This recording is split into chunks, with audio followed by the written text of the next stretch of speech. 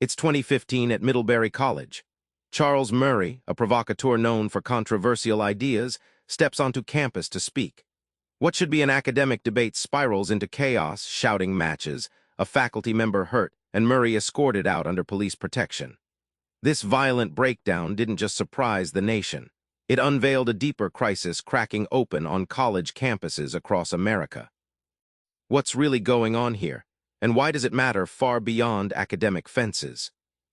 Let's start by unpacking something deceptively simple: the obsession with emotional safety on campus. It sounds compassionate, but it's reshaping how young minds engage with ideas, often at a cost. At Middlebury, the Charles Murray event was not just a riot. It was the headline example of safetyism. Students argued the presence of an offender threatened their emotional well-being. Jonathan Haidt and Greg Lukianoff saw this moment as a symptom, not an anomaly. Campuses now prioritize shielding students from discomfort over confronting challenging ideas. Imagine your mind as a neighborhood. Traditional college years are like taking the risk to explore unknown streets, even dark alleys. Safetyism puts up fences and warning signs. While feeling secure, the neighborhood shrinks, limiting exposure to ideas that build resilience and wisdom. The irony: the drive to protect mental health ironically breeds fragility. Students become unaccustomed to adversity, turning what should be lively debate into battlegrounds for offense. The outcome is a culture where free speech doesn't just feel risky, it's sometimes outright forbidden. Haidt and Lukianoff pinpoint 3 toxic mantras young people adopt. These aren't just bad ideas, they shape how entire generations interpret trauma and conflict. The first untruth, "trust your feelings above all," turns every emotional reaction into an absolute truth. At Yale, a freshman filed a complaint after a professor challenged her beliefs. Feeling upset became evidence enough of being victimized, rather than an opportunity for dialogue. This breeds cognitive distortion, confusing emotion with fact. Next comes the idea that existence is a heroic struggle between pure good and irredeemable evil.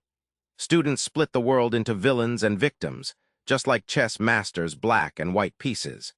This binary blinds them to nuance and complexity, fueling identity tribalism and zero-sum conflicts.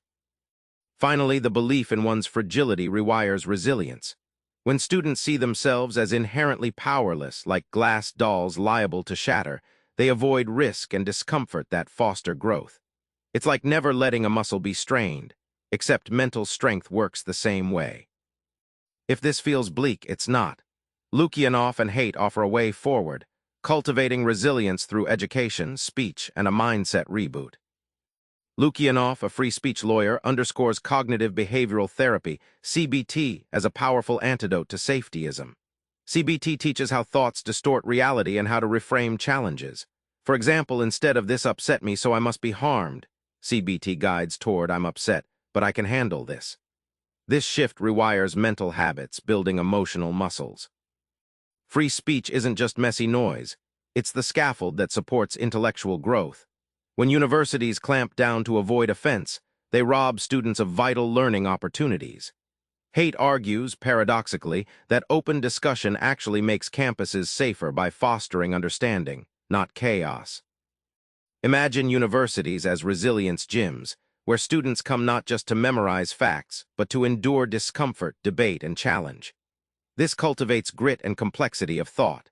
The goal isn't to eliminate harm, but to teach students how to respond when it comes, harder, wiser, and not broken. Remember Middlebury's chaos now as a warning, not a spectacle. Those fiery clashes aren't just youthful upheavals, they're symptoms of a mind that's been sheltered too much. Try this: next time you hit emotional discomfort, lean in. Question it instead of fleeing. That's where your brain's real growth begins, not in comfort but in challenge. Subscribe for more book summaries like this one.